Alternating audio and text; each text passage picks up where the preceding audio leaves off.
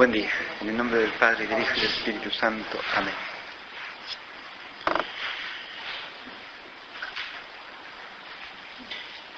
Después de la clase introductoria, o de las dos clases introductorias del curso, hemos dedicado una a cada uno de los tipos de saber.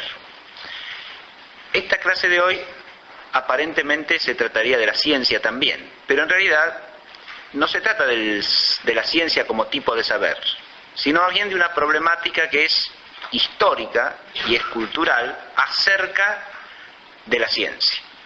Y en esa problemática va involucrado precisamente el tema total del curso, es decir, la relación entre los saberes y a su vez la relación entre los saberes y la sabiduría.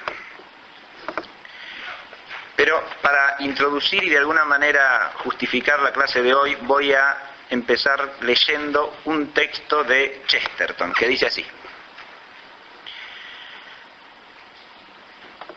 la mejor razón para un resurgimiento de la filosofía es que, a menos que un hombre tenga una filosofía, le ocurrirán cosas ciertamente horribles.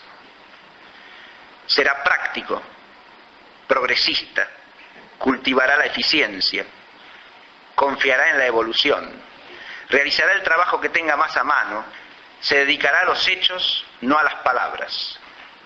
Así, derribado por sucesivos golpes de ciega estupidez y destino fortuito, andará los tumbos hasta su miserable muerte, sin otro consuelo que una serie de reclamos, tales como los que antes catalogué. Todo esto no es más que un simple sustituto para los pensamientos. En algunos casos, son los apéndices y los extremos de los pensamientos de otro. Esto significa que un hombre que se niega a tener su propia filosofía no tendrá siquiera las ventajas de una bestia bruta, que vive según el instinto. Solo tendrá los restos usados de la filosofía de otro, y eso es algo que las bestias no se ven obligadas a heredar, de allí su felicidad. Los hombres siempre tienen una de estas dos cosas: una filosofía completa y consciente, o la aceptación inconsciente de los pedacitos rotos de alguna filosofía incompleta, destrozada y a menudo desacreditada. Esos pedacitos son las frases ya citadas: eficacia, evolución, etc. La idea de ser práctico así aislada es todo lo que queda de un pragmatismo que no puede sustentarse. Es imposible ser práctico sin ser pragmático. ¿Qué ocurriría si acudiéramos al primer hombre práctico que encontrásemos y le dijésemos al pobre: ¿dónde está tu pragma? Hacer el trabajo más cercano es una tontería evidente, sin embargo, se la ha repetido en muchos lugares. En 9 de cada 10 casos significaría realizar el trabajo para el cual estamos menos capacitados, tal como limpiar ventanas o golpear al vigilante en la cabeza. Hechos, no palabras, guarda en sí mismo un ejemplo excelente de palabras, no pensamientos. Es un hecho arrojar una piedra a un lago, y es una palabra la que envía a un prisionero a la horca. Mas, realmente, existen palabras muy fútiles, y esta especie de filosofía periodística y ciencia popular está formada casi enteramente por ellas. Este texto, con la agudeza y el humor característicos de Chesterton, está de alguna manera introduciendo el problema que tenemos que abordar en la clase de hoy. Eso espero que queden claro a lo largo de la clase. Que, como ustedes ven, está dividida en el esquemita, si lo tienen en mano, está dividida en 3 partes fundamentales. La primera está titulada allí: la cuestión de las físicas. La segunda, el fenomenismo racionalista y la ciencia. Y tercera, el imperialismo cientificista y la relativización ideológica de la razón. Vamos a empezar por el primer punto. ¿Qué es esto de la cuestión de las físicas? ¿O a qué aludo con esto? Si ustedes miran el esquema, verán que ahí estamos partiendo de los grados de abstracción que explicábamos la clase pasada, ¿no? Y acá de lo que se trata es de explicar un fenómeno histórico muy interesante que ha enriquecido el saber físico, la ciencia física a lo largo de la historia, y que viene ya desde las raíces, desde el origen de la física en la antigüedad griega. Es el fenómeno de 2 enfoques o 2 direcciones distintas en cuanto al conocimiento físico. Si nos remontamos a la antigüedad griega, esas 2 direcciones están marcadas precisamente por los 2 principales filósofos griegos, que son Platón y Aristóteles. Para Platón, el conocimiento de la realidad física es un conocimiento, en primer lugar, sensible. Y en segundo lugar, racional. Es posible un conocimiento racional de la realidad sensible, según Platón, del mundo físico. Lo que voy a explicarlo es un resumencito de lo que Platón explica en el Timeo, al comienzo del Timeo. Es posible el conocimiento racional del mundo físico, pero con dos características fundamentales. Ese conocimiento nunca es episteme, según Platón, o sea, nunca es ciencia, en el sentido que él sostiene de ciencia. Porque la episteme en Platón implica siempre cierta contemplación de las ideas, es decir, de las realidades que son en sí mismas, siempre iguales a sí mismas, eternas y trascendentes al mundo. Y esa contemplación, en la medida que es posible para el discurso, para la razón, se da solo en la metafísica, no en la física. Pero la otra distinción que Platón pone aquí es que el conocimiento del mundo físico tiene un instrumento principal. Para ser racional tiene que valerse de un instrumento principal, y ese instrumento es la matemática. Es decir, para Platón, si se puede elaborar un conocimiento racional sobre el mundo físico, lo que él llama una doxa meta logu, es decir, una conjetura con razón, una conjetura racional. La traducción es exacta y nos muestra incluso lo que podríamos llamar la modernidad del pensamiento de Platón a ese respecto. Si queremos hacer una conjetura racional sobre el mundo físico, tenemos que valernos del instrumento matemático. Y es un instrumento para él, no como para los pitagóricos la clave de la esencia de la cosa física, es un instrumento para conocer algo racionalmente de la realidad física.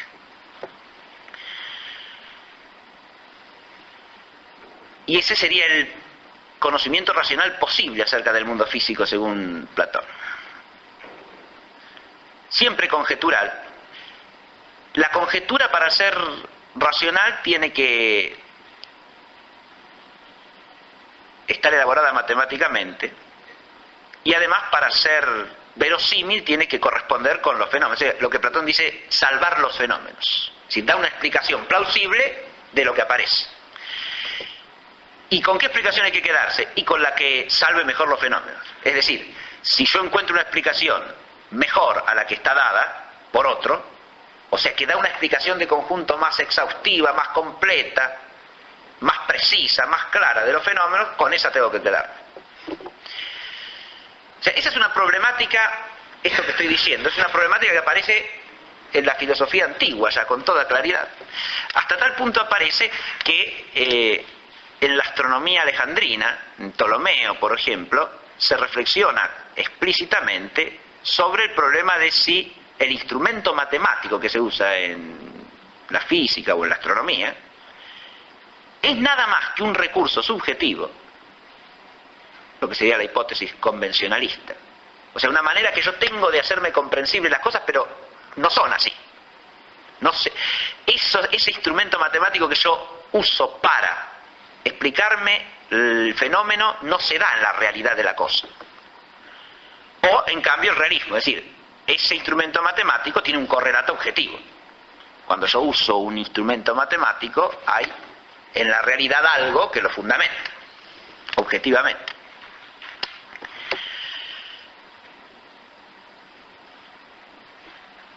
Por otro lado, Aristóteles elabora una física completamente de otra orientación. En la física de Aristóteles la matemática no entra para nada prácticamente. No es una física matematizante o matematizada. La física de Aristóteles es en cambio una física ontológica, lo que tienen puesto del otro lado del cuadrito. Es una física que trata de explicar la realidad natural, la realidad de los seres corpóreos, a partir de nociones que tienen que ver con el ser en general, como la noción de acto, de potencia, de causa. Son explicaciones ontológicas acerca del mundo físico las que elabora Aristóteles. Y su física, en su trasfondo último, es una física ontológica.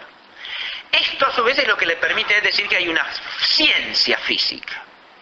Fíjense que en realidad no hay una contradicción real entre Platón y Aristóteles acerca de si la física es ciencia o no es ciencia. En todo caso, la contradicción se podría llevar al terreno de si es posible o no una ciencia física, pero no si la física es ciencia o no, porque lo que ambos llaman física son dos cosas distintas. ¿Está claro lo que digo? Lo que Platón llama física es una conjetura matemática acerca de los fenómenos físicos. En cambio, lo que Aristóteles llama física es una ciencia acerca de la esencia del ser corpóreo. Son dos cosas distintas. Por lo tanto, que una sea calificada de ciencia y la otra no implica una contradicción real. Ahora, si nosotros lo llamamos de si es posible una ciencia física o no, ahí sí podríamos establecer cierta contradicción, porque Platón parece afirmar que no. Por lo menos en su horizonte de posibilidades no existe esa posibilidad. En cambio, Aristóteles sostiene que sí. Pero aún esa oposición se podría considerar una oposición en cuanto al énfasis que cada uno pone, porque Platón lo que está enfatizando, y en su contexto con mucha razón, y es lo que posibilita después la idea de Aristóteles, por otra parte, es que la ciencia en sentido propio y por excelencia es la metafísica, cosa que Aristóteles seguirá sosteniendo. Hay una ciencia física, pero la ciencia por excelencia y suprema y la más plenamente ciencia es la metafísica, porque solo cuando nos elevamos a lo más puramente formal, la ciencia se hace más perfecta en la medida posible para el hombre. Este problema de las dos ciencias físicas recorre la historia de la filosofía y de la ciencia. A nosotros nos interesa cómo se plantea el problema ya para el siglo XVII-XVIII, porque ahí es donde el problema tiene relación con la problemática que a nosotros nos interesa. En ese contexto va a aparecer un conflicto entre las físicas, eso es lo que llamamos acá la cuestión de las físicas, aunque partiendo de este planteo esencial, ¿no?, que he hecho.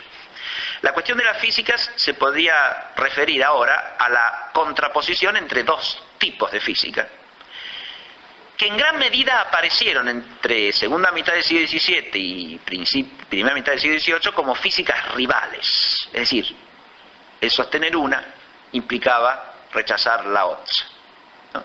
Ahí está, si se quiere, el aspecto confuso, dramático del asunto, y lo que va a dar pie a que esta cuestión de la física sirva para lo que viene después. Pero esas dos físicas son, por un lado, la física aristotélica, y por otro, una física matematizada, precisamente elaborada en ese contexto cronológico que estoy diciendo, fundamentalmente por hombres como Galileo, Kepler, Newton, fundamentalmente, ¿no? Bien. Ese tipo de física que elaboran Galileo, Kepler, Newton, no nace en el siglo XVII y XVIII. Insisto que la idea original ya se encuentra en la antigüedad griega, tanto desde el trasfondo pitagórico como desde el platónico. Las dos formas de pensar sustentan siempre una física matematizada. Y de hecho, el amplio desarrollo de la física matemática en el siglo XVII y XVIII está ligado a un reflorecimiento tanto del platonismo como del pitagorismo entre los siglos XV y XVI, en el contexto de la filosofía del humanismo italiano, sobre todo, donde hay un profundo reflorecimiento de la mentalidad, tanto platónica como pitagórica, y una idea de que la naturaleza está ordenada matemáticamente. Y en el caso del humanismo italiano, como se trata de un humanismo cristiano, esa idea se ve a su vez correlacionada con lo teológico, con una metafísica teológica, y se entiende que ese orden matemático es un orden puesto por Dios en el universo, y que el hombre puede conocer de alguna manera con su razón. Pero antes de eso viene preparada por un reflorecimiento anterior del platonismo físico, que se da ya entre los siglos XII y XIII, sobre todo en Francia, y a partir de la escuela de Chartres. Y después en Oxford, comienzo del siglo XIII, en Inglaterra. Ahí el platonismo de la física tiene que ver con un trasfondo teológico también, sobre todo en la escuela franciscana y en su física de la luz, pero también con el comentario al Timeo de Platón, o sea que el trasfondo platónico también es claro allí. A su vez, este desarrollo de la física va a ser posibilitado por los desarrollos del álgebra que se dan sobre todo en Italia entre los siglos XIV, XV, pero ya empezando en el XIII, con el gran Fibonacci. De manera tal que hay lo que quiero decir con esto es que este tipo de saber tiene una larga historia, ¿no?, que se va dando progresivamente a lo largo del tiempo, no surge de un día para el otro, ni es un descubrimiento de dos cabezas. Eso Es claro para cualquiera que conozca la historia de la ciencia, precisamente. En el siglo XIX hubo un gran físico francés que se dedicó a hacer historia de la física, que se llamó Pierre Duhem. Escribió una obra monumental que se llama El sistema del mundo. Es una historia de la física que consta de, si mal no recuerdo, 10 volúmenes de este tamaño, ¿no? Es una obra que uno ya la ve y le da terror. ¿Quién puede leer semejante cosa? Bien, pero es interesantísima, y precisamente lo que hace Duhem es recorrer la historia de la física desde sus orígenes en adelante, y es el primero que muestra el trasfondo que podemos llamar antiguo, y si ustedes quieren usar la palabra medieval, de esa ciencia llamada moderna. Es decir, que esa ciencia tiene un desarrollo progresivo y prácticamente continuo a lo largo del tiempo. Muy bien. Aunque alcanza su forma madura y plena en cierto momento, ese es el resultado de un fenómeno progresivo. Los estudios posteriores han demostrado exactamente lo mismo, introduciendo discusiones de cuáles son las corrientes de pensamiento que más influyen, si el pitagorismo o el platonismo, por ejemplo. Sobre eso hay literatura interesante, ¿bien?, y hasta muy minuciosa, y que cae en cuestiones bastante triviales, sobre si influye más el aristotelismo o el nominalismo, por ejemplo, en el énfasis en la experiencia, cosa interesantísima, porque esa ciencia físico-matemática en el fondo no tiene mucha relación con el experimentalismo en su desarrollo histórico, para nada de nada. Si ustedes ven en Galileo, por ejemplo, el único tipo de experimento en Galileo hace énfasis es lo que llama él el experimento mental. Es una forma de concebir las cosas en condiciones que no son las de la realidad fenoménica. Muy bien. Que eso es lo que permite descubrir la verdad para Galileo, no mirar lo que pasa, no observar. La observación proporciona un dato al que hay que atenerse, ¿está claro? Pero él precisamente no habla de una observación superficial, sino que la observación que más le interesa es aquella que está más allá de la visión común, ¿no? Y eso en relación precisamente con los hallazgos tecnológicos que permitieron observar a distancia, ¿no? El anteojo astronómico. Bien, pero esa observación es nada más que un dato, y el dato por sí mismo no proporciona ciencia. En eso toda la gente sabe de lo que habla, de manera tal que el dato no es ciencia alguna. El dato es un dato empírico que yo tengo que explicar. Cuando llego a dar una explicación universal de eso tendré ciencia. Y para llegar a la explicación universal, lo que postula Galileo es precisamente la vía del experimento mental, porque hay que pensar las cosas no como se dan en el mundo fenoménico, sino en condiciones aisladas o abstractas. Cuando piensa, por ejemplo, el fenómeno de la caída libre, claro, hay que pensar cómo cae un cuerpo independientemente de que haya roce, por ejemplo. Claro, eso de la realidad no existe eso, pero eso se lo puede pensar, es un experimento mental. ¿Qué pasaría si no hubiera rozamiento? Bueno,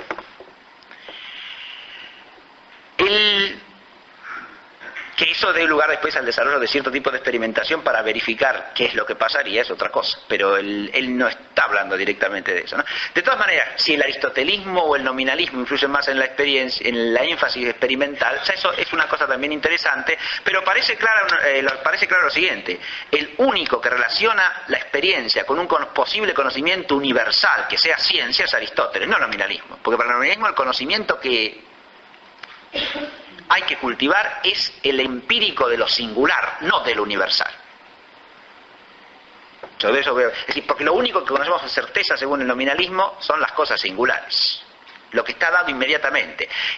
Tratar de ir más allá ya es un atentado contra los límites de la razón para el nominalismo, porque el nominalismo lo que quiere enfatizar es la necesidad de la fe y achicar a la razón lo más posible. Es un fideísmo el nominalismo de Ockham, ¿no? Bien.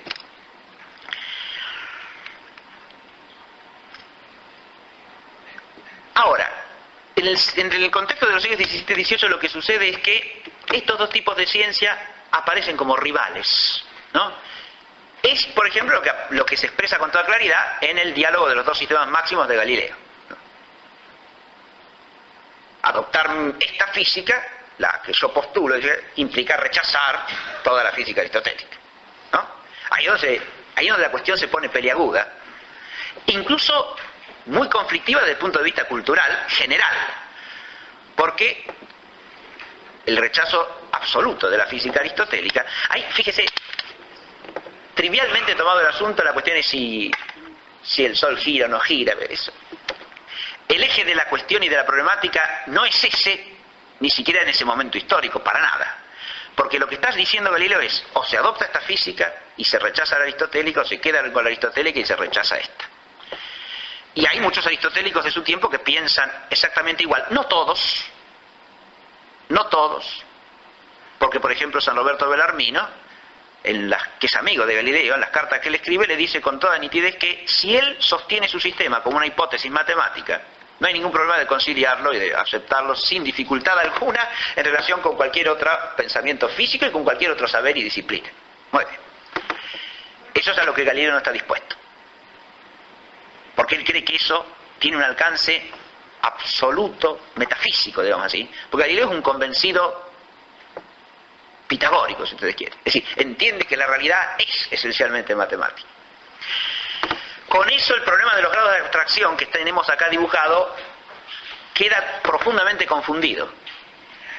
En el pitagorismo no se respeta la definición de los grados de abstracción. Es un error filosófico del pitagorismo. Porque el pitagorismo abaja la metafísica a la matemática.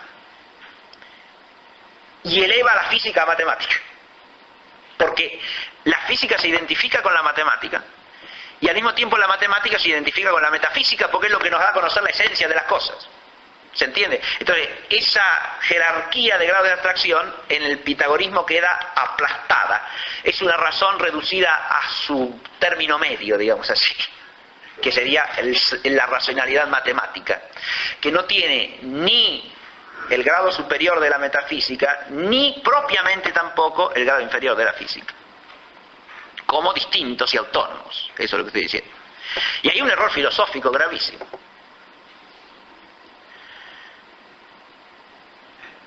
Que además hay otros problemas. Ese alcance metafísico que Galileo le quiere dar a su ciencia físico-matemática lo lleva también a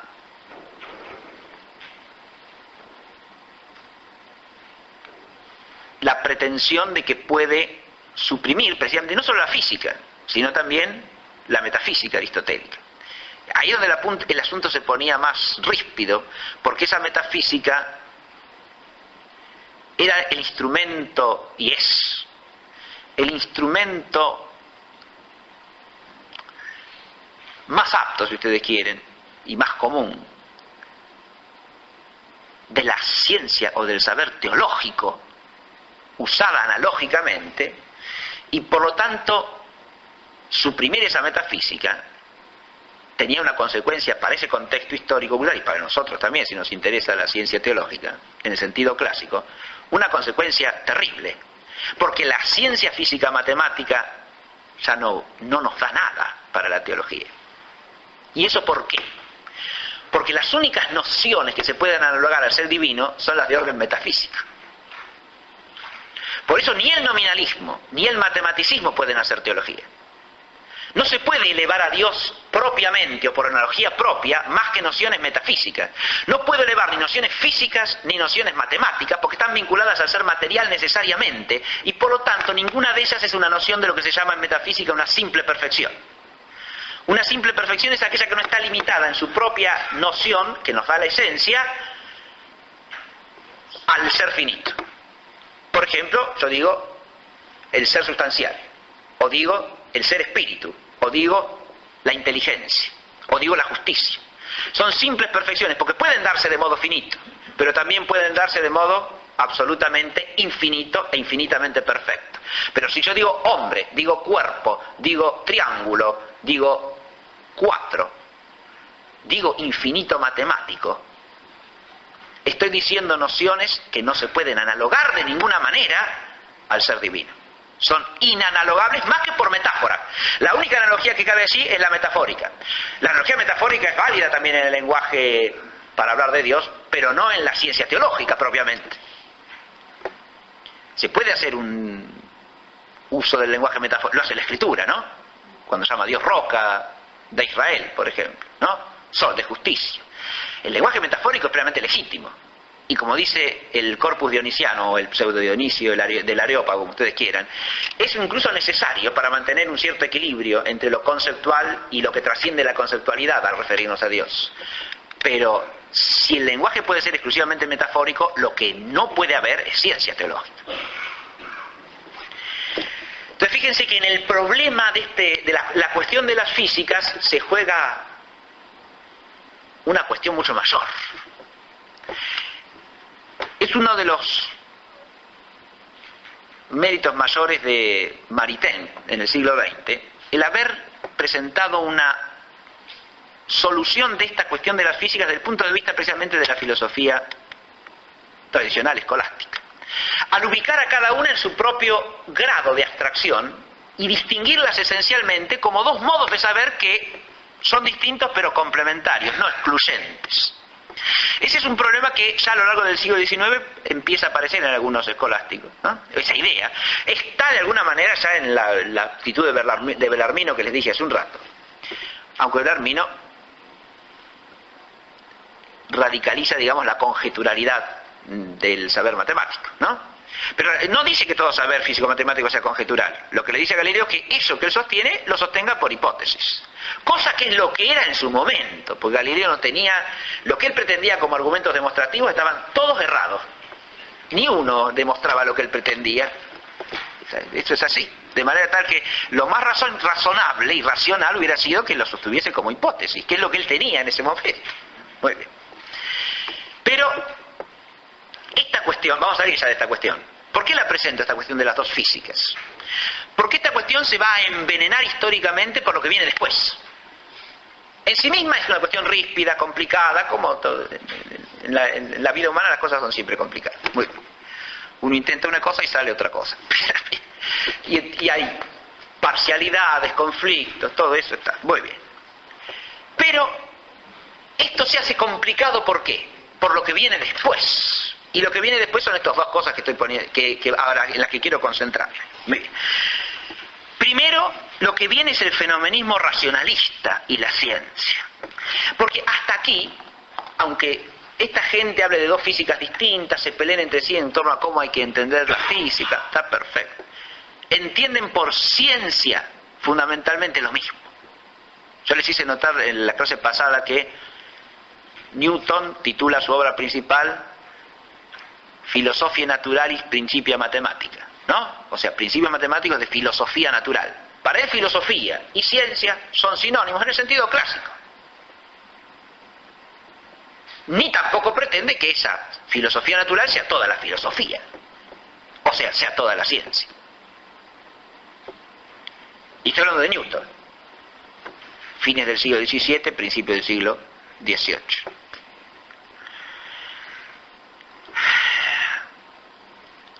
Pero en el siglo XVIII emerge esto que es el fenomenismo racionalista. Lo he esquematizado muy simplemente allí. ¿A qué llamamos acá fenomenismo racionalista? A la idea de que la razón humana solo es capaz de conocer fenómenos.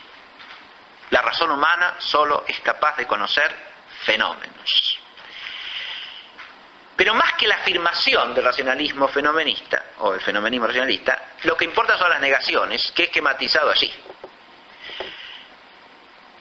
La razón humana del fenomenismo racionalista es una razón humana que se postula como incompatible con ningún otro tipo de saber más que el racional. O dicho de otra manera, no hay ningún saber que trascienda de la razón humana posible para el hombre. ¿Esto qué quiere decir?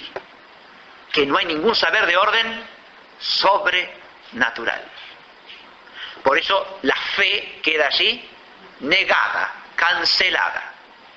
No hay revelación, no hay fe. Porque la negación primaria del racionalismo es la del naturalismo. No hay nada de orden sobrenatural. Lo sobrenatural no existe. El único Dios, entre comillas, posible de la mentalidad racionalista o fenomenista es un ordenador del mundo que le pone sus leyes naturales para que el hombre las conozca. Y nada más. No puede intervenir más allá de eso. No interviene en la historia, no se manifiesta en el tiempo, no se puede revelar. El mundo es una totalidad cerrada, clausurada en sí misma. Si ustedes leen el Tractatus Lógico-Filosóficus de Wittgenstein, ya de entrada, la idea de mundo es esa. El mundo es una totalidad clausurada y encerrada en sí misma.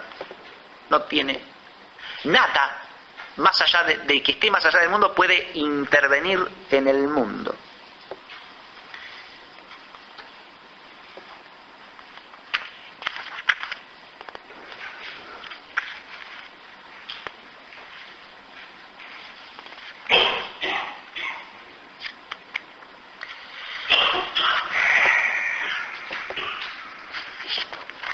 En la proposición 6.432 dice: cómo sea el mundo es de todo punto indiferente para lo más alto. Yo voy a volver después. Dios no se manifiesta en el mundo. No se manifiesta.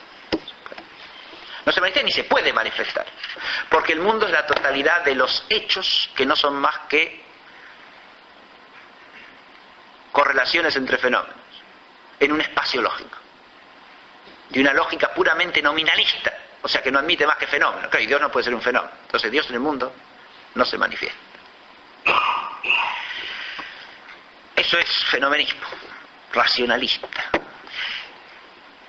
Negación entonces de toda forma de saber que trascienda la razón humana, insisto. Eso no es posible para el hombre. Pero hay otra negación. Detrás de los fenómenos tampoco se conoce nada. El ser es inaccesible. O no existe o no es cognoscible. Volvemos a los postulados de la sofística de Gorgias. No hay verdad, si la hay no se puede conocer, y si se puede conocer no se la puede transmitir. Pero ese no hay verdad en Gorgias es no hay ser, porque no hay verdad en griego significa no hay un ser que se manifieste en los fenómenos. No. Son dos puentes rotos, eso es lo que traté de graficar allí, ¿no? Dos puentes que están clausurados, destruidos, quebrados. No hay puente entre el ser y el fenómeno, no hay puente entre la razón y lo que la trasciende. Está nada más que la razón cerrada sobre el fenómeno y sobre sí misma. ¿Y qué tiene que ver la ciencia con todo esto? Bueno, es que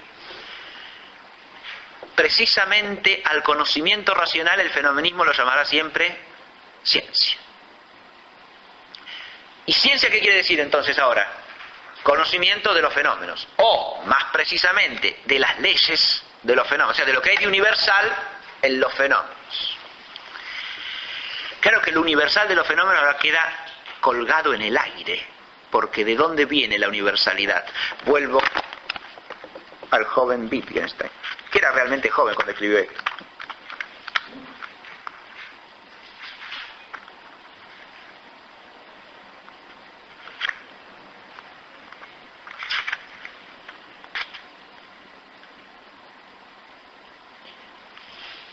A toda la visión moderna del mundo subyace el espejismo de que las llamadas leyes de la naturaleza son las explicaciones de los fenómenos de la naturaleza. Y así se aferran a las leyes de la naturaleza como algo intocable, al igual que los antiguos a Dios y al destino. Y ambos tienen razón y no la tienen. Pero los antiguos son en cualquier caso más claros en la medida en que reconocen un final claro, en tanto que en el nuevo sistema ha de parecer como si todo estuviera explicado.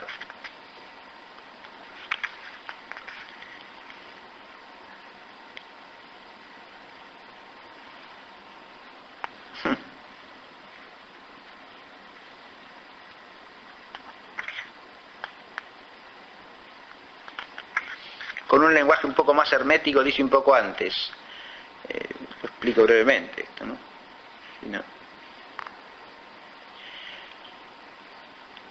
La ley de causalidad no es una ley, sino la forma de una ley. Ley de causalidad no es un nombre genérico, y al igual que en la mecánica decimos que hay leyes del mínimum, tales como la ley de la mínima acción, hay en la física leyes de causalidad, leyes de la forma de causalidad. ¿Por qué dice que es la forma de una ley? Porque el mundo, según Wittgenstein, es la totalidad de los hechos, o mejor dicho, de lo que acaece, y lo que acaece son los hechos, o sea, los estados de cosas, las relaciones fácticas. en un espacio lógico. El espacio lógico, que es la racionalidad humana, es lo que le da la forma. Y la ley de casualidad es una forma de ese espacio lógico. No es una ley, sino la forma de una ley. No hay que creer que eso se da en la realidad. Eso es lo que está diciendo. ¿Se entiende? Sino que es la forma de una ley. Muy bien. Es evidente que en todo esto hay un trasfondo, en lo que dice Wittgenstein, un trasfondo kantiano. Claro, porque es la mentalidad, es la misma mentalidad del fenomenismo. Porque fíjense ustedes, ese esquemita solo, razón humana y fenómenos, si la razón humana puede conocer solamente fenómenos, ¿qué es ella misma? Y ahí viene el problema fundamental de todo el fenomenismo. Porque admite una razón humana que no es un fenómeno, como la subjetividad trascendental kantiana. Entonces es constitutiva del fenómeno y explica todo lo que no es fenoménico en la existencia del hombre, ¿no? Pero eso es una noción claramente no fenoménica y por lo tanto metafísica. Y entonces el fenomenismo no termina de cerrar. O hace de la razón humana un fenómeno más. Pero si la razón humana es un fenómeno más, ¿cómo puede captar la totalidad de los fenómenos o hacer de los fenómenos una totalidad llamada mundo? ¿O cómo puede establecer las condiciones a priorísticas de la cognoscibilidad de los fenómenos? Etcétera. Imposible, ¿no? Si es un fenómeno más, es otro fenómeno. Y ni siquiera resulta verosímil que se conozca a sí misma. Que es en lo que va a parar todo fenomenismo radical, que suprime o cancela la subjetividad, esa subjetividad que queda ya aparente y colgada frente al fenómeno, como una noción que es un residuo metafísico, evidentemente. Entonces la razón humana es un fenómeno más dentro de los fenómenos. Y como todo fenómeno, es algo que acaece. Ahora, si es nada más que algo que acaece, ¿la razón puede juzgar de los otros fenómenos? ¿Con qué derecho? Pareciera que no. Tiene que suceder nada más. Que es lo que la concepción de la racionalidad que aparece en el postestructuralismo y en el estructuralismo. Es un epifenómeno de una estructura irracional. Por lo tanto, ¿por qué le va a pedir usted racionalidad al discurso humano? La racionalidad es un epifenómeno. O sea, es una apariencia fenoménica de algo. Pero subyace es una estructura que es puramente material y por lo tanto irracional. Así que todo el mundo tiene derecho a ser irracional, en el fondo, y en su discurso usted lo que tiene que buscar, por eso todos los discursos se resuelven en relaciones de poder, en el fondo, que es ahí donde converge con el marxismo. Es decir, y eso ya nos lleva a un irracionalismo profundo. Pero eso está en el esquema de base del fenomenismo, porque absolutiza algo que es relativo, que es la razón humana, y por lo tanto necesariamente desemboca en la contradicción. Eso desde el punto de vista de una filosofía clásica es nítido, transparente, claro como el agua.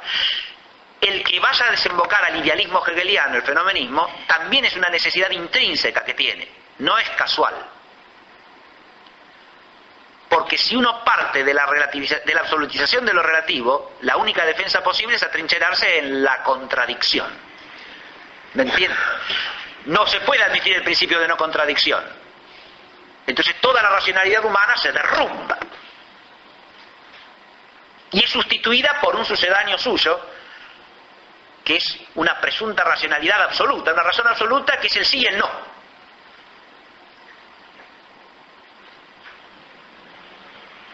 No sí o no. Sí, sí, no, no, no. Sí y no. Siempre, siempre, siempre, siempre, siempre.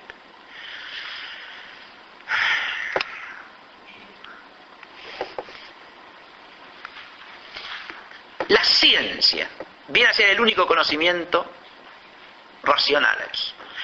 ¿Por qué la ciencia? Y esto sí tiene que ver con lo que presenté en primer lugar. Para el siglo XVIII, esa ciencia matemática de la naturaleza es tomada por el racionalismo fenomenista como el saber por excelencia, por antonomasia, como el modelo supremo de saber, porque se ocupa ¿de qué? Del mundo visible. Y además de ocuparse del mundo visible, en las leyes generales que permiten ¿qué cosa? No solo conocerlo, sino además manejarlo. Porque como son leyes cuantitativas, nos dan una medida para controlar las cosas. Nos permiten hacernos dueños de las cosas y manejarlas en el marco de una razón calculadora y que puede proyectar y que puede dominar y hacer de la realidad lo que quiere, mejor dicho, de los fenómenos. Fíjense que está tomada no en el sentido que tiene originariamente esa ciencia, sino que está asumida desde una perspectiva ideológica que no es necesariamente la de los que la desarrollaron ni de los que la desarrollan hoy día. Alguien se puede dedicar a cualquiera de estas ciencias, la física, la verdad, sin tener esa mentalidad fenomenista, desde luego. Una cosa no conlleva la otra. Son dos cosas históricamente distintas, eso también hay que entenderlo. El iluminismo no da origen a la ciencia newtoniana. Eso tiene nada que ver. La raíz histórica de la física de Newton está el platonismo de Cambridge, por ejemplo, pero no la ideología de Voltaire. Nada que ver. Pero lo que importa es que la ideología iluminista se apropia de esa ciencia como un bastión suyo. Este es el verdadero conocimiento. No las supercherías y las supersticiones de la metafísica y de la teología que han pretendido gobernar el mundo y la civilización europea. Eso es lo que hay que cancelar, lo que hay que barrer. Esa es la causa de todos los males, del atraso frente al progreso, que es lo que decía Chesterton, ¿no? De la oscuridad y de la superstición frente a la razón, el oscurantismo. Todos esos son tópicos clásicos de la mentalidad iluminista, en que no vale la pena insistir. Pero desde el punto de vista de la ciencia, ¿qué es lo que sucede acá? Ciencia es conocimiento de las leyes de los fenómenos. Ahora bien, con esto la ciencia ha quedado doblemente disminuida o degradada, como ustedes quieran. Primero, es conocimiento, no necesariamente saber. Porque si ustedes leen a Hume, por ejemplo, uno de los grandes ideólogos del iluminismo, la ciencia es un conjunto de proposiciones universales meramente probables. No pueden ser otra cosa más que probables. De modo que ya no es saber, sino, en términos clásicos, opinión. Conjetura, como decía Platón. Y las cosas hay que llamarlas por su nombre. Si es conjetura, es conjetura. Si es ciencia, es ciencia. Pero él llama ciencia lo que concibe como opinión. ¿Por qué? Porque lo que concibe como opinión es lo que quiere prestigiar con el valor de la ciencia. Ahora la palabra ciencia está usada por su prestigio para recubrir un tipo de saber que ya ni siquiera se concibe como ciencia. Porque no necesariamente es saber.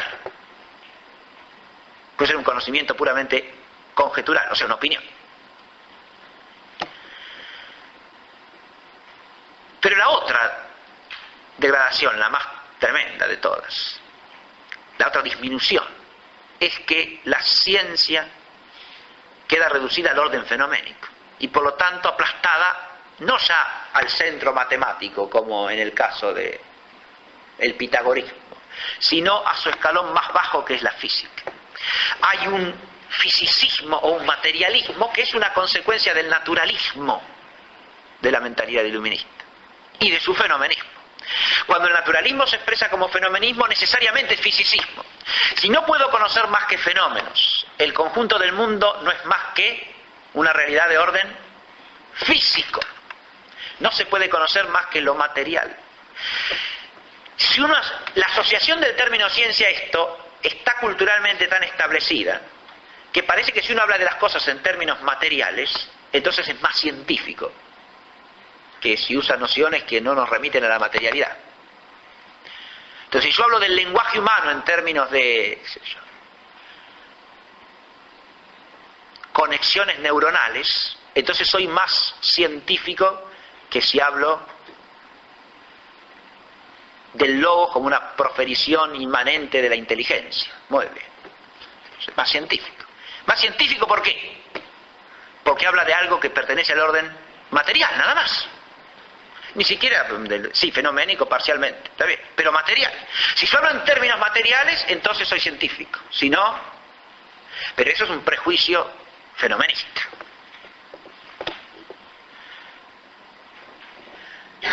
Que es parte del racionalismo. Parte. Porque el racionalismo puede no ser fenomenista del todo, como en Hegel o en Marx.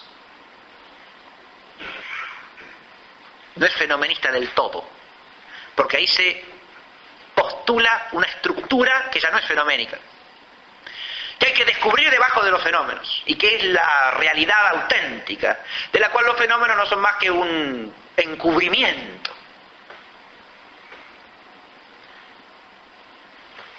Ahí el inmanentismo y el racionalismo son iguales, pero ya no es un fenomenismo puro, sino que es un fenomenismo que ha asumido su condición metafísica intrínsecamente.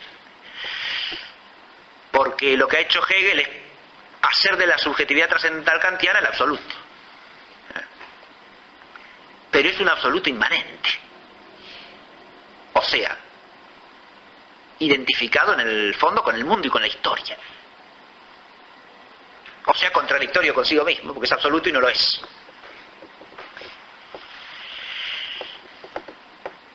El fenomenismo racionalista ha hecho de la ciencia, primero, algo incompatible con cualquier saber que la trascienda, es decir, naturalismo.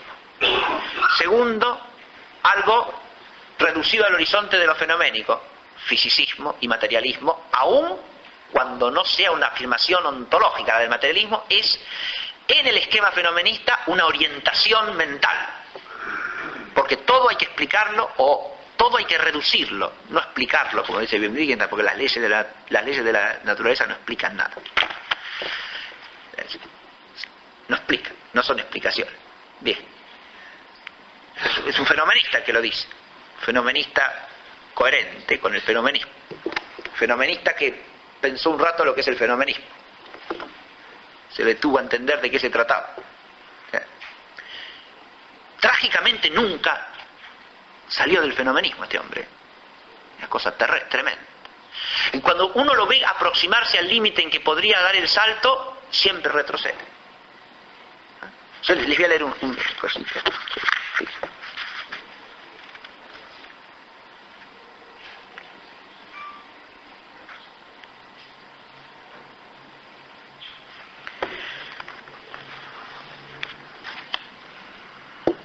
Sentimos que, aun cuando todas las posibles cuestiones científicas hayan recibido respuesta, nuestros problemas vitales todavía no se han rozado en lo más mínimo.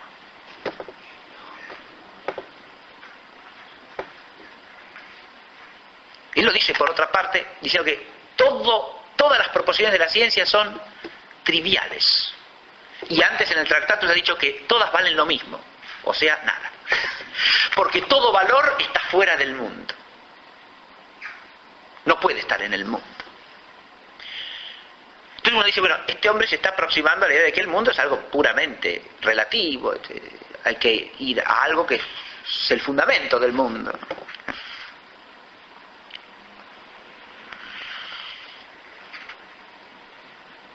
Por supuesto que ya entonces no queda pregunta alguna. ¿Y cómo es esto? Porque no se puede hablar más que del mundo. El único lenguaje posible, por lo tanto el único pensamiento racional posible, es acerca del mundo. Seguimos en el encierro del racionalismo fenomenista, ¿se entiende? Entonces, una vez que se han contestado todas las cuestiones de la ciencia, no queda pregunta alguna. Aunque acaba de decir la solución, sentimos que aun cuando todas las posibles cuestiones científicas han recibido respuesta, nuestros problemas vitales todavía no se han rozado en lo más mínimo. Por supuesto que entonces ya no queda pregunta alguna. Claro, porque la pregunta se da en el lenguaje. Y el lenguaje solamente puede tratar del mundo. Y esta es precisamente la respuesta, que no haya pregunta alguna. Fíjese que no dice que ha desaparecido el problema, sino que no hay pregunta. O sea que de eso no se puede hablar. Y agrega, la solución del problema de la vida se nota en la desaparición de ese problema.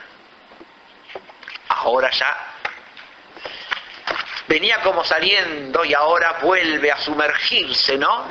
Porque ahora nos dice que como no se puede ahora formular ninguna pregunta en relación a ese problema queda cancelado, desapareció. Y no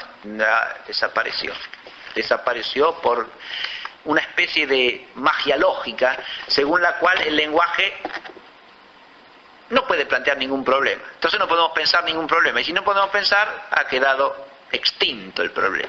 ¿Ya? Está muy bien.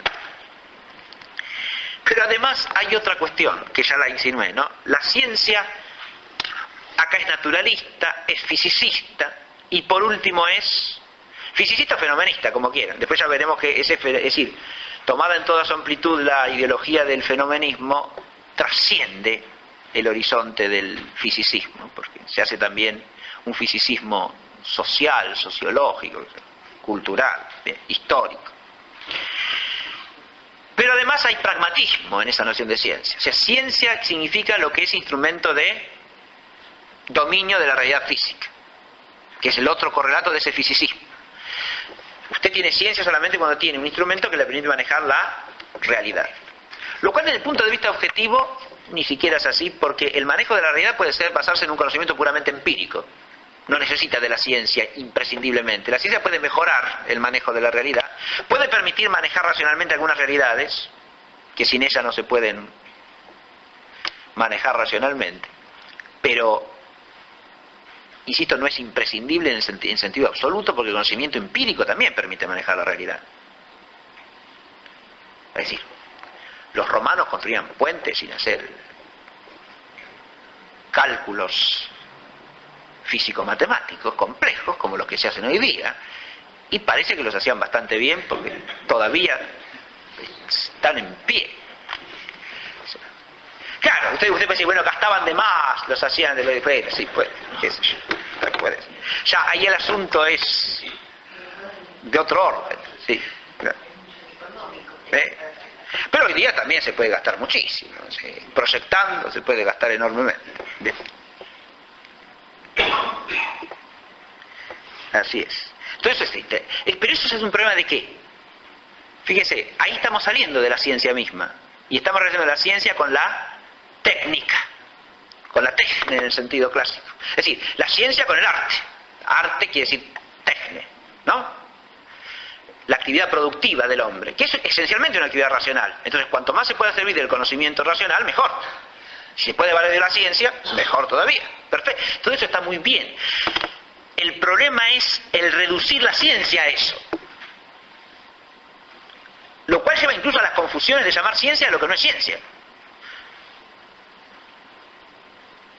Una persona que es un tecnólogo, que se dedica a hacer inventos tecnológicos o descubrimientos tecnológicos apreciables, como el Edison que comentábamos la otra vez, ¿y qué hace ciencia? ¿Pero ciencia de qué tipo? Edison nunca se preguntó cuál es la naturaleza de la electricidad, por ejemplo, ni elaboró una teoría acerca de la electricidad de ningún orden. No es un físico del campo eléctrico Edison, ni remotamente. Ni le interesaba eso tampoco, le interesaba explicar qué y por qué es la naturaleza. No le interesaba para nada eso. Como si le interesa a un Newton, por ejemplo. Ahí sí hay ciencia. O a Einstein. Es una teoría que es ciencia. Pero interesa. A Edison, ¿qué le interesaba? Inventar un instrumento práctico. Su preocupación es técnica, tecnológica. Y era un tecnólogo brillantísimo. Inventor de montones de cosas útiles. Pero ahí no es la ciencia la que juega. Él aplicaba algún conocimiento científico, estamos de acuerdo, se valía de... Pero lo que hace es una actividad fundamentalmente ubicada en la esfera de la técnica o de la tecnología, si ustedes quieren, porque es una técnica con logos, obviamente, pero la técnica siempre va a ir con logos, si no, no es técnica, si no es un hacer sin entender. Muy bien. Pero para terminar de presentar la problemática histórica y cultural, no basta con aludir a esta cuestión del fenomenismo racionalista, que tiene muchas encarnaciones, ¿no? Quizá la más clásica y típica es el positivismo o el neopositivismo, pero va mucho más allá de eso, porque no solo el positivismo es un fenomenismo racionalista, también el criticismo kantiano lo es, y todas sus derivaciones ideológicas, también lo es el hegelianismo, lo son el hegelianismo y el marxismo a su manera, y todas sus derivaciones ideológicas hasta el día de hoy también. Pero el último punto lo he titulado el imperialismo cientificista y la relativización ideológica de la razón. Esa reducción de la ciencia a conocimiento de lo fenoménico va acompañada esa reducción de una exaltación ideológica de la ciencia. Ese es un fenómeno paradójico y tremendo, porque al mismo tiempo que la ciencia es achicada, contraída, reducida a eso que no tiene nada que ver con las grandes cuestiones de la vida humana, como dice acá Wittgenstein. Porque si se trata solamente de saber de lo físico y de un saber que además está al servicio de la tecnología, o sea, de los bienes útiles, desaparece el pensamiento de los fines, el pensamiento de lo esencial, el pensamiento de lo que más importa pensar. Pero se puede pensar eso. Y ahora viene el problema más grave. Razón es igual a racionalidad científica. Entonces todo lo que no es ciencia es irracional. Esa es la consecuencia más terrible de toda esta mentalidad. Es decir, si no es ciencia, no es que es otro tipo de conocimiento, otro tipo de saber, no. Si no es ciencia, no es racional. Fíjense ustedes,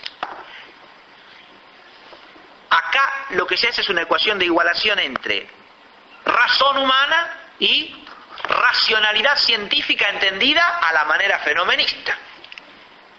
Luego, todo lo que no entra en ese esquema de la racionalidad científica al modo fenomenista es irracional. Si usted sale de allí, y si usted quiere ser racional, tiene que entrar allí.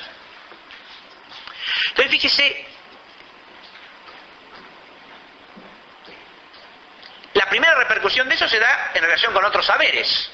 ¿Hay saber que no sea ciencia acá? No. Paradójicamente, la ciencia tampoco es saber alguno. Eso es lo que viene en la segunda parte, porque ya lo he adelantado, ¿no? La razón es un fenómeno natural, es un fenómeno sociocultural, y en última instancia es un epifenómeno de una estructura irracional. Así que la ciencia en el fondo es una irracionalidad pura para el fenomenismo. Esa es la verdad. Pero no importa porque es útil. Ahora, ¿qué quiere decir que es útil? Porque adviértase que ahí viene la pregunta filosófica, decía Chesterton que es bueno el renacer de la... No, hasta acá, este es Wittgenstein. Es bueno el renacer de la filosofía. Cuando a uno le dicen que algo es útil, no puede dejarse preguntarse, humanamente, ya según sentido común, y filosóficamente más todavía, ¿útil para qué? Porque lo que se llama útil es un bien en razón de medio, pero los medios presuponen un fin. Y si no pienso el fin, ¿cómo puedo hablar de un útil? ¿Útil para qué? Es obvio. ¿Qué es lo obvio? Un celular es útil. ¿Y para qué? ¿Qué es eso? Para alguna cosa puede ser. Pero es la quinta esencia de la utilidad. Va a decir, es útil y ya está. Entonces lo necesito, lo tengo que comprar, es bueno. El bien útil es un bien instrumental. Y vale en relación al fin para el que sirve. Si yo quiero ese fin, puedo valerme del medio. Puedo, no necesito. Salvo que lo quiera incondicionalmente al fin y necesite un medio para el fin. Pero si el fin a su vez es un fin relativo, o sea, un fin intermediario, como decimos en la filosofía escolástica, un fin intermedio que a su vez es un medio, también me tengo que plantear para qué ese fin que es un medio. Y fines que no sean medios hay uno solo, que es lo que se llama en filosofía el fin último. De manera tal que hasta que no llego a pensar todo en relación al fin último, todo lo demás es un medio, y como medio es relativo al fin, y por lo tanto prescindible. Puedo abrazarlo o no, según cuál sea el fin último que tengo en mente. El problema es que toda la ideología del fenomenismo presupone un fin último. Chesterton aludía a eso cuando hablaba de la evolución, del progreso, de nociones que están dadas como supuestas. Pero de nuevo, ¿progreso qué significa? Una marcha perfectiva hacia algo, pero ¿hacia qué bien? Hasta que no pienso cuál es ese bien, no tengo la noción de lo que estoy hablando. Uso una palabra sin pensarla, sin saber lo que estoy diciendo. La primera consecuencia de ese imperialismo cientificista, para llamarlo de una manera, en el sentido de que la ciencia pretende abarcarlo todo lo que sea racional, ¿no?, es que todos los otros tipos de conocimiento o se reducen a ciencia o sucumben. Entonces, el saber histórico o el saber de la jurisprudencia o el saber por fe humana no son saberes algunos, o se hacen ciencia o no son nada. Y eso se ve en todos los tipos de saber, clarísimamente. Los efectos de ese cientificismo en la historia, por ejemplo, en la literatura historiográfica, son enormes. Con distintos tipos de cientificismo. Por ejemplo, positivista, que reduce la historia a pura arqueología, o marxista, o no marxista, que reduce la historia a puro análisis de estructuras económico-sociales, que son siempre las mismas, pero que se dan en distinto tiempo. Muy bien. Eso sería ciencia. Desde la perspectiva positivista, la arqueología, porque claro, si yo no lo tengo visible, no puedo hablar de eso, ¿se da cuenta?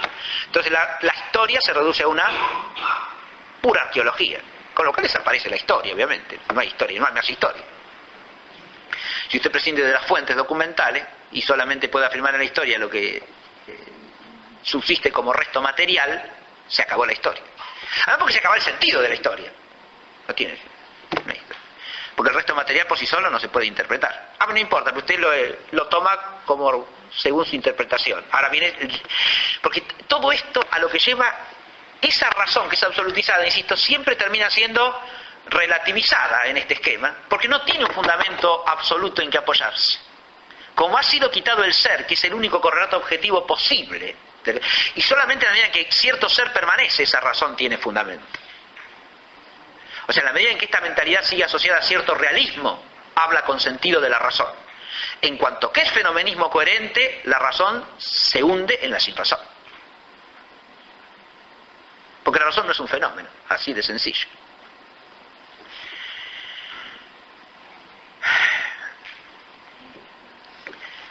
Pero hay otra consecuencia enorme. Primero, que los saberes quedan homogeneizados. En eso juega parte enorme el metodologismo.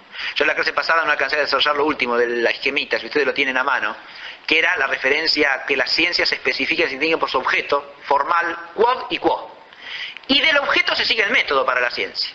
Ahora, si hay un solo modelo o arquetipo de racionalidad y un solo modelo y arquetipo de conocimiento, todo conocimiento para ser científico, o sea, para ser racional, tiene que adaptarse al mismo método. Y viene el metodologismo universal, que es otro gravísimo error de esta perspectiva. En lugar de respetar el método propio de cada disciplina y de cada saber, tiende a imponerle, por eso he usado la analogía del imperialismo acá, tiende a imponerle a todo conocimiento un método único. Un método único.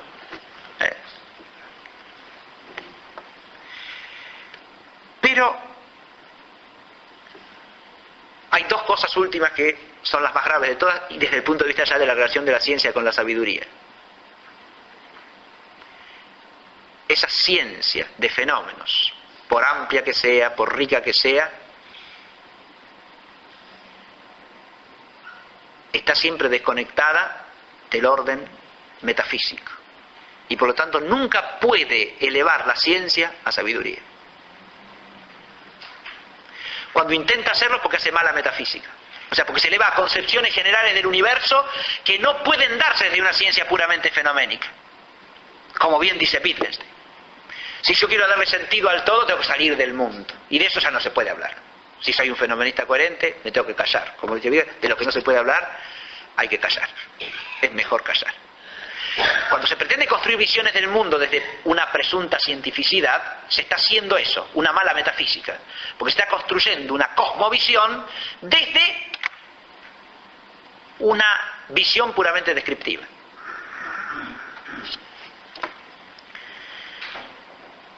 Pero no hay sabiduría, sobre todo porque no hay elevación hasta lo supremo en la metafísica. La ciencia, en la concepción racionalista cientificista, está decapitada. Es una ciencia sin cabeza, porque la cabeza de la ciencia es la filosofía primera. Eso es lo más grave de todo. Y como está decapitada, no llega a ver hacia lo alto. Es como un monstruo sin cabeza que camina sobre la tierra, ¿no?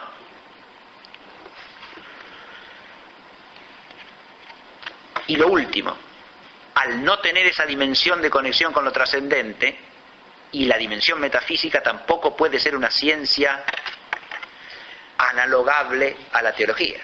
O sea, pierde su conexión dinámica y vital con el saber de orden sobrenatural. Por dos vías. Primero, porque no lo prepara.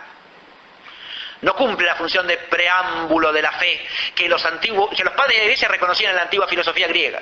Si ustedes leen el discurso de San Gregorio el Taumaturgo en la despedida a Orígenes en la escuela de Cesarea, cuando hace el elogio de la enseñanza de Orígenes en Cesarea, San Gregorio el Taumaturgo elogia la filosofía griega, pero sobre todo ¿por qué?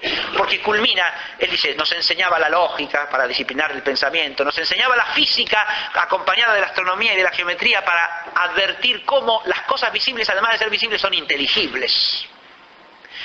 Nos enseñaba la ética acompañándola del ejemplo de la virtud practicada, pero por encima de eso nos enseñaba la teología, porque es privilegio del ser racional el poder dar culto a Dios. La teología quiere decir la metafísica, o sea, la teología filosófica. Esa es la enseñanza filosófica preliminar. La razón desemboca en el descubrimiento del ser divino. Y entonces es un preámbulo a la fe. Ese sentido de la filosofía clásica como saber que culmina en el conocimiento de Dios, eso es lo que acá se pierde, pero no casualmente, sino voluntariamente. ¿Por qué es una ciencia ametafísica o antimetafísica? La ciencia del fenomenismo racionalista. Porque es una ciencia que quiere desconectarse de lo trascendente. Porque considera que el vínculo del hombre con lo trascendente es ruinoso para el hombre. Ese es lo que Delibac llama el drama del humanismo ateo. O sea, para favorecer al hombre hay que negar a Dios. Y este es el presupuesto básico de esa ideología. Por eso si uno no admite eso, no la puede admitir en su conjunto.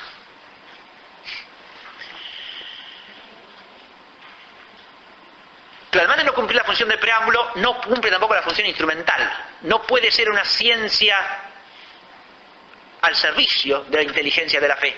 La inteligencia fidei se clausura.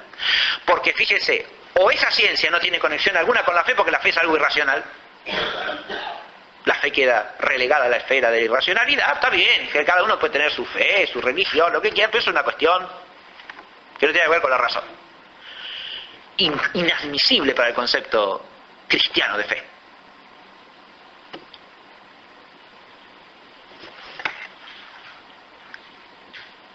Pero, por otro lado, esa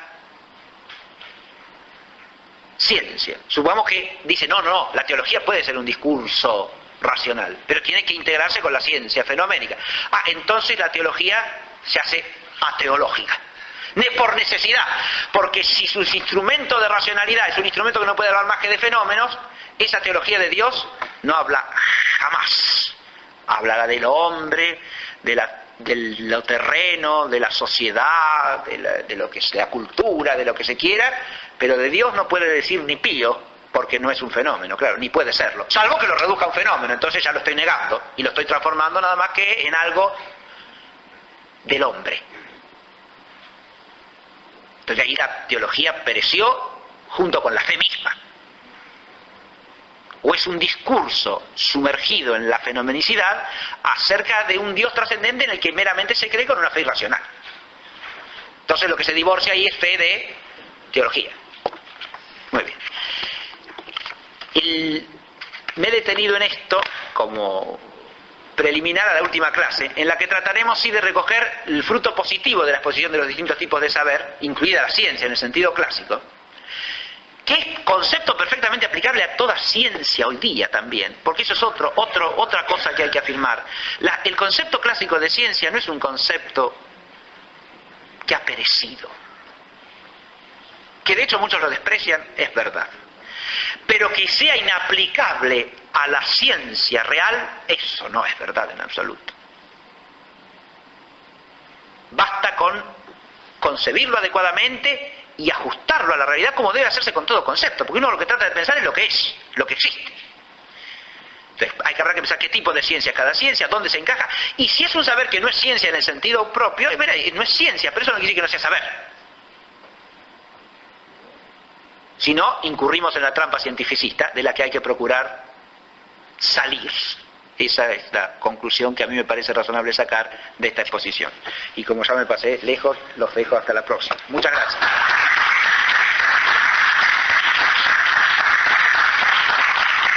Posible ser práctico sin ser pragmático.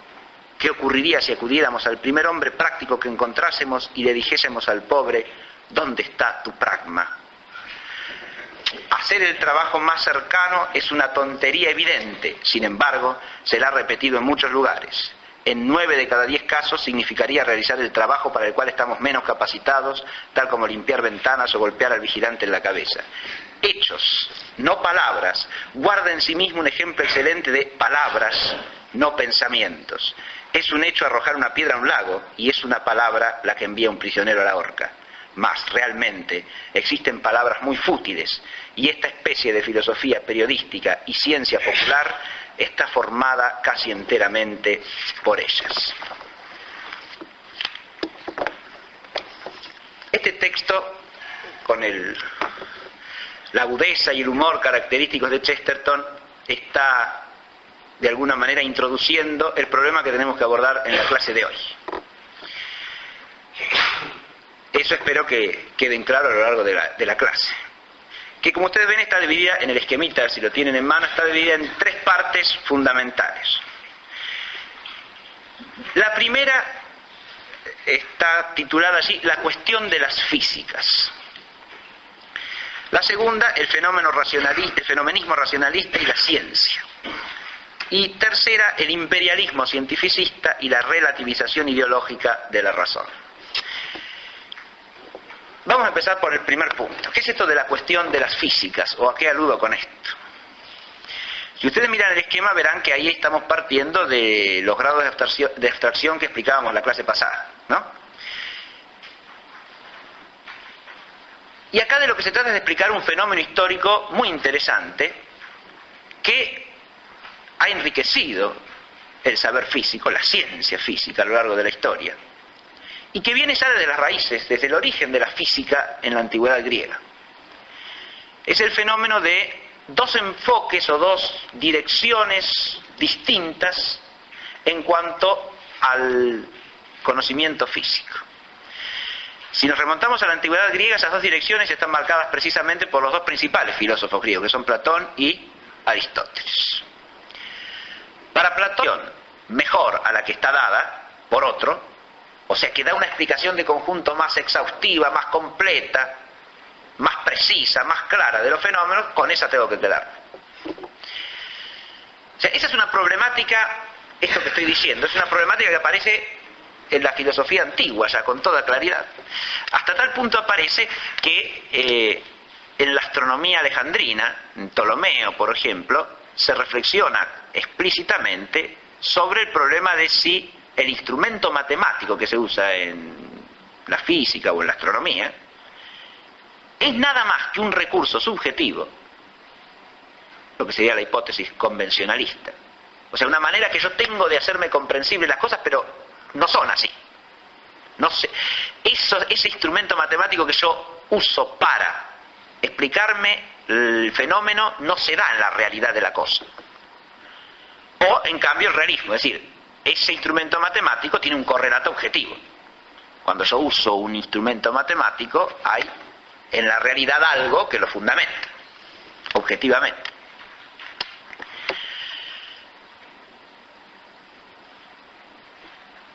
Por otro lado, Aristóteles elabora una física completamente de otra orientación.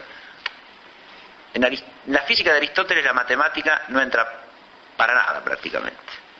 No es una física matematizante o matematizada. La física de Aristóteles es en cambio una física ontológica, lo que tienen puesto del otro lado del cuadrito. Es una física que trata de explicar la realidad natural, la realidad de los seres corpóreos, a partir de nociones que tienen que ver con el ser en general, como la noción de acto, de potencia, de causa. Son explicaciones ontológicas acerca del mundo físico las que elabora Aristóteles. Y su física, en su trasfondo último, es una física ontológica. Esto a su vez es lo que le permite decir que hay una ciencia física. Fíjense que en realidad no hay una contradicción real entre Platón y Aristóteles acerca de si la física es ciencia o no es ciencia. En todo caso, la contradicción se podría llevar al terreno de si es posible o no una ciencia física, pero no si la física es ciencia o no, porque lo que ambos llaman física son dos cosas distintas. ¿Está claro lo que digo? Lo que Platón llama física es una conjetura matemática acerca de los fenómenos físicos. En cambio, lo que Aristóteles llama física es una ciencia acerca de la esencia del ser corpóreo. Son dos cosas distintas. Por lo tanto, que una sea calificada de ciencia y la otra no implica una contradicción real. Ahora, si nosotros lo llamamos de si es posible una ciencia física o no, ahí sí podríamos establecer cierta contradicción, porque Platón parece afirmar que no. Por lo menos en su horizonte de posibilidades no existe esa posibilidad. En cambio, Aristóteles sostiene que sí. Pero aún esa oposición se podría considerar una oposición en cuanto al énfasis que cada uno pone, porque Platón lo que está enfatizando, y en su contexto con mucha razón, y es lo que posibilita después la idea de Aristóteles, por otra parte, es que la ciencia en sentido propio y por excelencia es la metafísica, cosa que Aristóteles seguirá sosteniendo. Hay una ciencia física, pero la ciencia por excelencia y suprema y la más plenamente ciencia es la metafísica, porque solo cuando nos elevamos a lo más puramente formal, la ciencia se hace más perfecta en la medida posible para el hombre. Este problema de las dos ciencias físicas recorre la historia de la filosofía y de la ciencia. A nosotros nos interesa cómo se plantea el problema ya para el siglo XVII-XVIII, porque ahí es donde el problema tiene relación con la problemática que a nosotros nos interesa. En ese contexto va a aparecer un conflicto entre las físicas, eso es lo que llamamos acá la cuestión de las físicas, aunque partiendo de este planteo esencial, ¿no?, que he hecho. La cuestión de las físicas se podría referir ahora a la contraposición entre dos tipos de física, que en gran medida aparecieron entre segunda mitad del siglo XVII y primera mitad del siglo XVIII como físicas rivales. Es decir, el sostener una implicaba rechazar la otra, ¿no? Ahí está, si se quiere, el aspecto confuso, dramático del asunto, y lo que va a dar pie a que esta cuestión de las físicas sirva para lo que viene después. Pero esas dos físicas son, por un lado, la física aristotélica, y por otro... Buen día, en el nombre del Padre, del Hijo y del Espíritu Santo. Amén.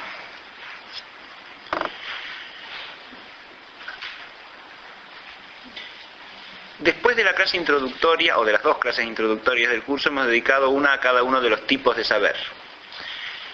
Esta clase de hoy aparentemente se trataría de la ciencia también, pero en realidad no se trata de la ciencia como tipo de saber, sino más bien de una problemática que es histórica y es cultural acerca de la ciencia. Y en esa problemática va involucrado precisamente el tema total del curso, es decir, la relación entre los saberes y a su vez la relación entre los saberes y la sabiduría. Pero para introducir y de alguna manera justificar la clase de hoy, voy a empezar leyendo un texto de Chesterton, que dice así: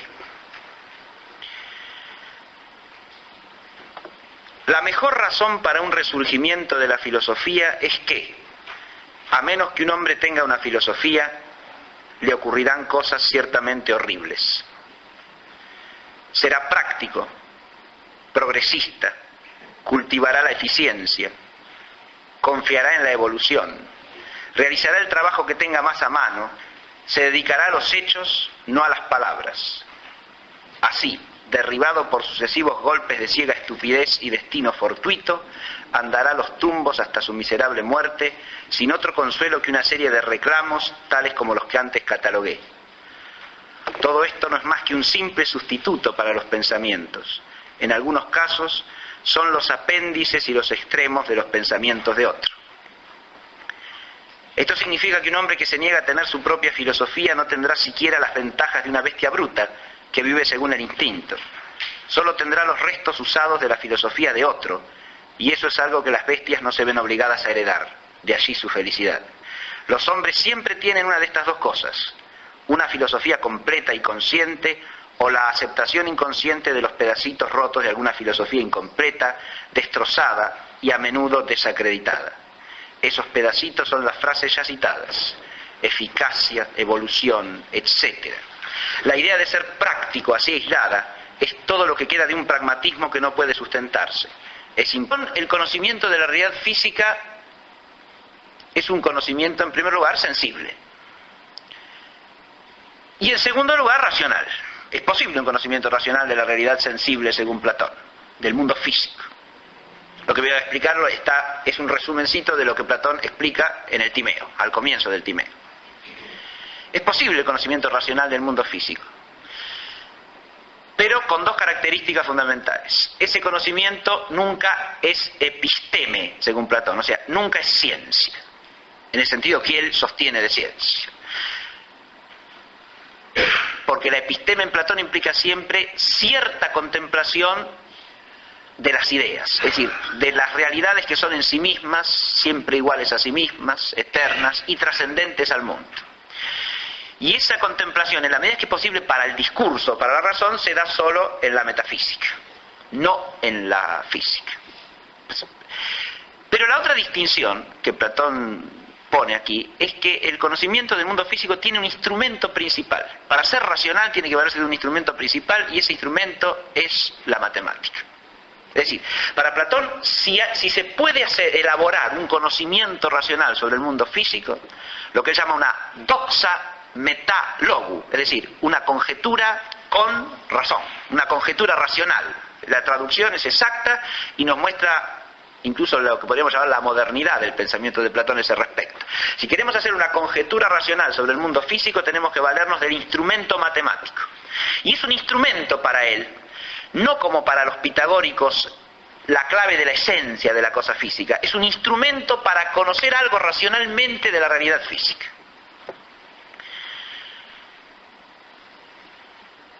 Y ese sería el conocimiento racional posible acerca del mundo físico según Platón. Siempre conjetural. La conjetura, para ser racional, tiene que estar elaborada matemáticamente, y además, para ser verosímil, tiene que corresponder con los fenómenos. O sea, lo que Platón dice, salvar los fenómenos. Es decir, da una explicación plausible de lo que aparece. ¿Y con qué explicación hay que quedarse? Y con la que salve mejor los fenómenos. Es decir, si yo encuentro una explicación